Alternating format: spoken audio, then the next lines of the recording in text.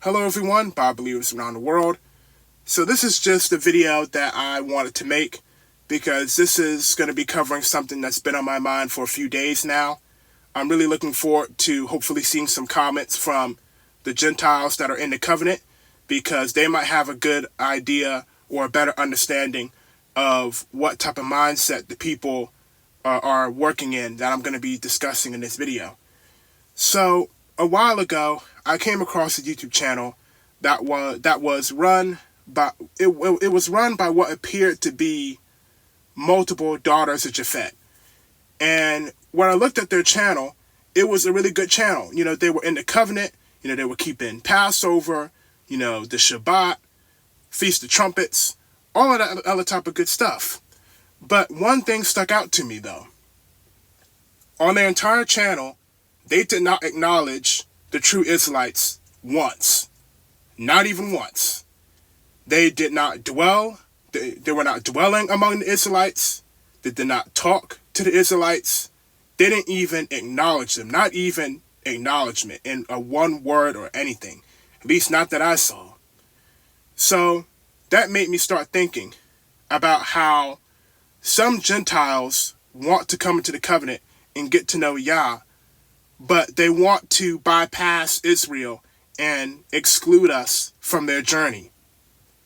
And I'm here to talk about today how the scripture shows us that the Gentiles need the Israelites. The Gentiles do need the Israelites. And I don't know, like I said, hopefully the Gentiles can give some good feedback in the comments about what type of spirit these people are working in. But there is some type of weird replacement theology type of thing where we have some Gentiles who are in the covenant. They're not lawless, they're not Christians or something, but they ignore Israel's existence. So, going back all the way to the book of Genesis, the Most High Yah told Abraham that through his seed shall all nations be blessed. So right there, we know that the Israelites are the descendants of Abraham. So with that being said, all the way back in Abraham's day, the Most High Yah is already telling Abraham that his descendants would help the other nations be blessed. We already see that. And then we can go to later on, I think it's the book of Isaiah, the light unto the Gentiles. The Most High Yah using Abraham's descendants to help the Gentiles again. And then we can look in the book of Zechariah where it says that the Gentiles will hold on to the skirt of that which is a Jew and will say that we want to come with you because we know that Yah is with your people. You know, and then we can even go to the book of Ruth and where it says your people will be my people, you know, and your God will be my God. So throughout the scripture, people of other nations who come into the covenant know that hooking up with Israel is what you do. And that's the plan. But now we have Gentiles who are trying to pave their own way through the wilderness, so to speak, and throw Israel in the trash can and not even deal with us. Not even acknowledging us at all. And it's very strange.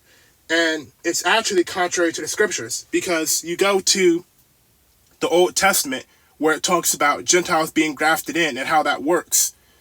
And you see that the Israelites are told to treat the Gentiles who are dwelling among them as one that is born in the land and to love them as themselves.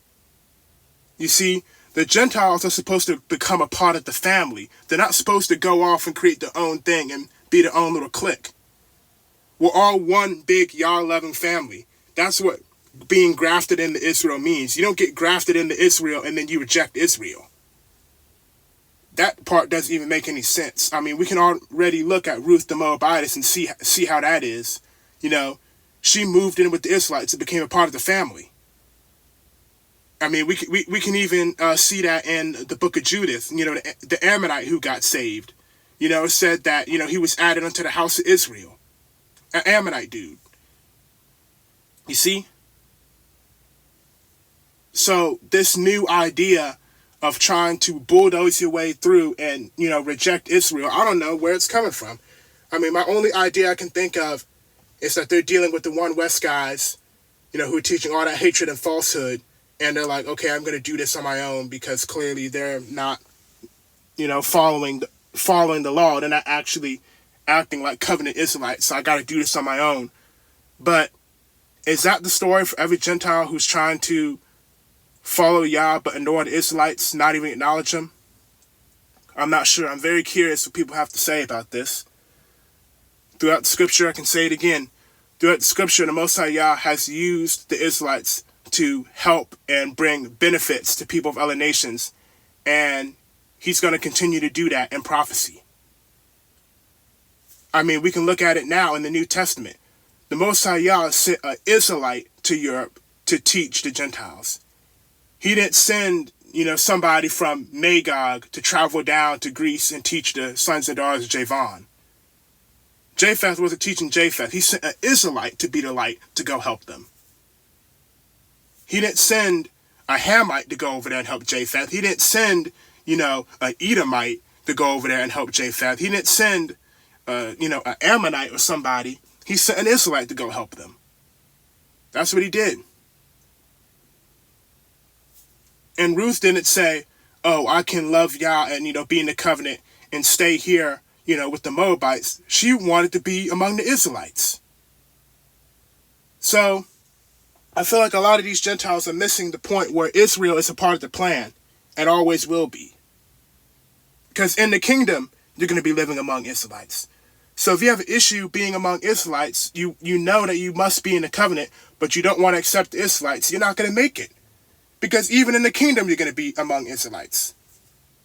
It's not negotiable.